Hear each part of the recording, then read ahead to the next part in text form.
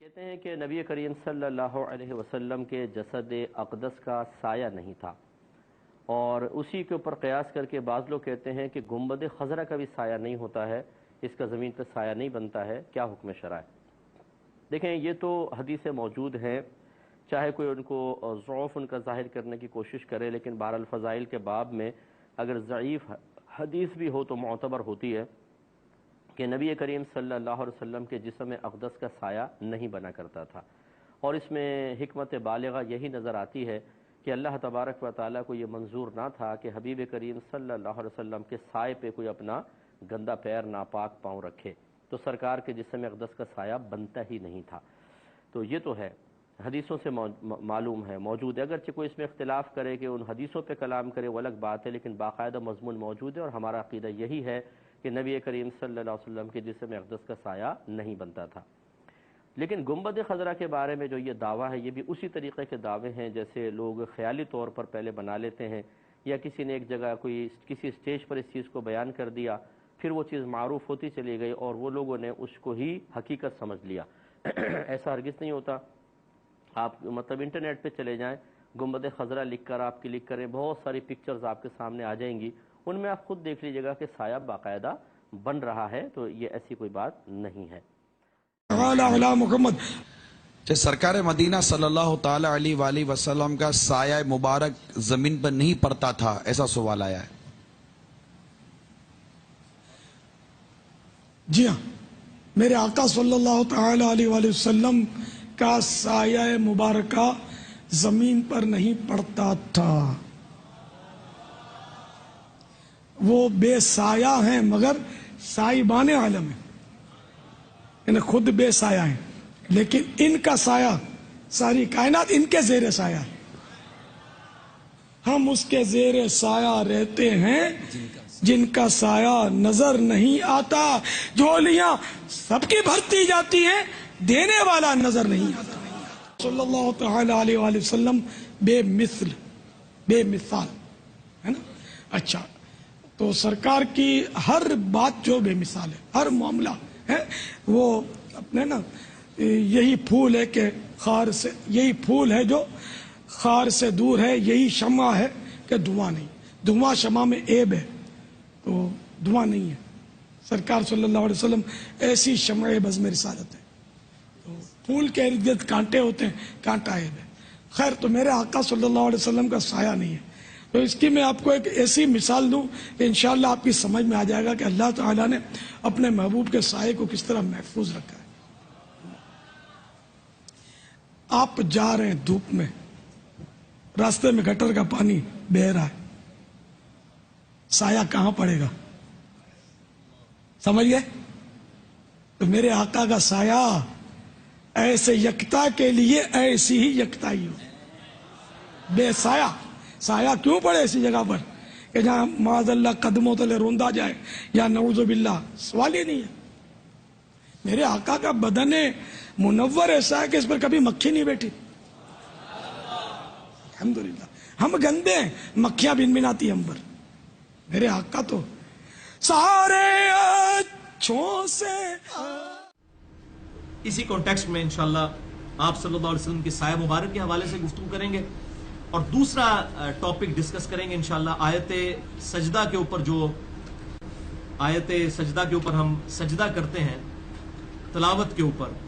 تو بھائیو، سورۃ النحل کی آیت نمبر 48، 49 اور 50 سے ہمیں یہ بات پتہ چلی کہ اللہ تعالیٰ کو ہر شے سجدہ کر رہی ہے اس کے سایوں کی فارم میں، چاہے وہ خود سجدہ کرے نہ کرے، جتنی بھی مٹیریل چیزیں ہیں ان کے سائے خود بخود اللہ کو بائی ڈیفالٹ سجدہ کر رہے ہیں۔ جب صبح کے وقت سورج نکلتا ہے تو اتنی لمبا سایہ ہوتا ہے گویا کہ وہ مغرب کی طرف اللہ تعالیٰ کو سجدہ کر رہے ہیں، اور جب شام کو غروب ہونے لگتا ہے تو گویا مشرق کی طرف وہ اللہ تعالیٰ کو اس کا سایہ سجدہ کر رہا ہوتا ہے۔ یہ سائے لوٹتے رہتے ہیں، تو یہ فزیکل فینومینا آف نیچر ہے اللہ تعالیٰ کی طرف سے، اور اسی لیے اللہ کو اوبے کر رہا ہے۔ جہاں پر انسان اور جنوں کو اللہ نے اختیار دیا ہے، وہ نماز پڑھے نہ پڑھے، اللہ کو سجدہ کرے نہ کریں، اللہ کو کوئی فرق نہیں پڑتا، لیکن وہ ان کی اپنی مرضی ہے۔ لیکن پھر بھی اللہ تعالیٰ نے جتنی مٹیریل چیزیں ہیں ان کو بائی ڈیفالٹ اپنے سامنے عاجزی کے طور پر جھکا لیا کہ ان کے سائے اللہ تعالیٰ کو سجدہ کر دیا. تو یہ فزیکل فینومینا آف نیچر ہے اور اپنی اصل کے اندر ہے کہ مٹیریل چیزیں جتنی بھی ہیں ان کے سائے ایگزسٹ کرتے ہیں، الا یہ کہ یہ بات نص قطعی سے ثابت ہو جائے کہ کسی چیز کا سایہ نہیں ہے. استثناء جب ثابت ہو جائے گا پھر ہم فزیکل فینومینا آف نیچر کو سائڈ پہ کر دیں گے. ہم کہیں گے فزیکل فینومینا آف نیچر، قانون قدرت تو یہ ہے لیکن اس معاملے میں یہ استثناء ہے، ایکسیپشن ہے. اور یہ ایکسیپشن جو بندہ کلیم کرے گا ہمیشہ اس دعویٰ کرنے والے کے اوپر دلیل ہوگی.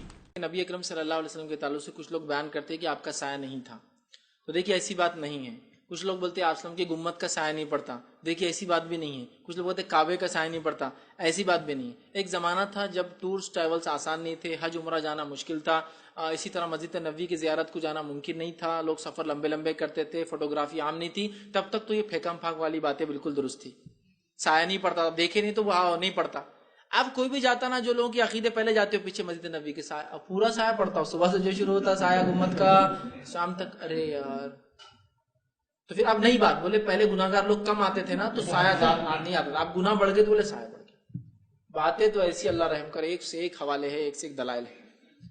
اب تو پول کھل گئے نا پوری. کعبے کا سایہ بھی آپ کو دکھتا ہے، آپ مدینے کا سایہ بھی دیکھ سکتے ہیں. نبی اکرم صلی اللہ علیہ وسلم بشر تھے، انسان تھے، اور انسان ہونے کے ناطے آپ انہی اجزاء، انہی چیزوں سے بنے تھے جس سے انسان بنتے ہیں، جس کا تقاضا یہ تھا. آپ کوئی نور نہیں تھے کہ روشنی پاس ہو جائے، یا ٹرانسپیرنٹ نہیں تھے، جس کا تقاضا یہ تھا کہ آپ صلی اللہ علیہ وسلم کا سایہ پڑتا تھا. جس کے تعلق روایتیں مائی عائشہ رضی اللہ عنہا نے ایک مرتبہ اپنی ایک بہن کو، مطلب آپ کی دوسری بیوی کو، ایک مرتبہ طنز مارنے کے لیے کہا. وہ یہودن حضرت صفیہ رضی اللہ عنہا کو آپ نے چڑ میں اور تھوڑا سا جو ہے ناراضگی کا اظہار کرنے کے لیے کہا وہ یہودن کہنے سے اللہ کے رسول صلی اللہ علیہ وسلم بڑے ناراض ہوئے، اتنے ناراض ہوئے کہ ماں عائشہ خود فرماتی ہے کہ اللہ کے رسول صلی اللہ علیہ وسلم تقریباً 4 مہینے میرے پاس نہیں آئے. اب مجھے ایسا لگا کہ اللہ کے رسول شاید مجھے طلاق دے دے، نہ آئے اس جملے کی وجہ سے. تو انہوں نے کیا کیا، اپنی کھاٹ جو ہے آپ جس پہ لیٹتے تھے اٹھا کر بازو رکھ دی، روایت میں آتا.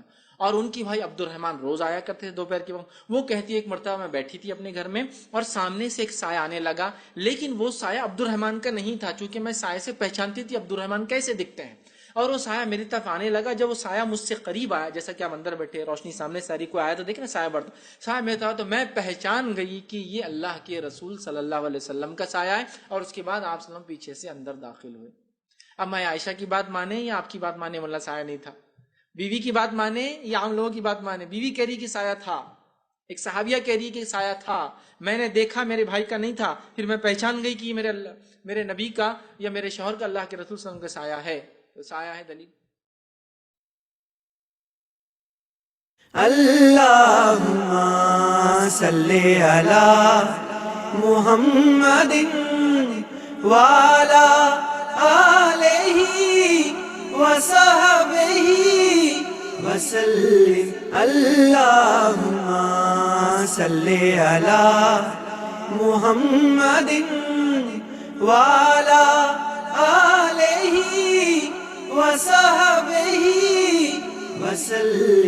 اللہم صلی علی محمد وعلی آلہ وصحبہ وسلم. اللہم صلی علی محمد وعلی آلہ وصحبہ وسلم. اللہم صلی علی محمد وعلی آلہ وصحبہ وسلم. اللہم صلی علی محمد وعلی آلہ وصحبہ وسلم. اللہم صلی علی محمد وعلی آلہ وصحبہ وسلم اللهم صل على محمد وعلى آلہ وصحبہ وسلم اللهم صل على محمد وعلى آلہ وصحبہ وسلم اللهم صل على محمد وعلى آلہ وصحبہ وسلم اللهم صل على محمد وعلى آلہ وصحبہ وسلم اللهم صل على محمد وعلى آلہ وصحبہ وسلم اللهم صل على محمد وعلى آلہ وصحبہ وسلم اللهم صل على محمد وعلى آلہ وصحبہ وسلم اللهم صل على محمد وعلى آلہ وصحبہ وسلم اللهم صل على محمد وعلى آلہ وصحبہ وسلم.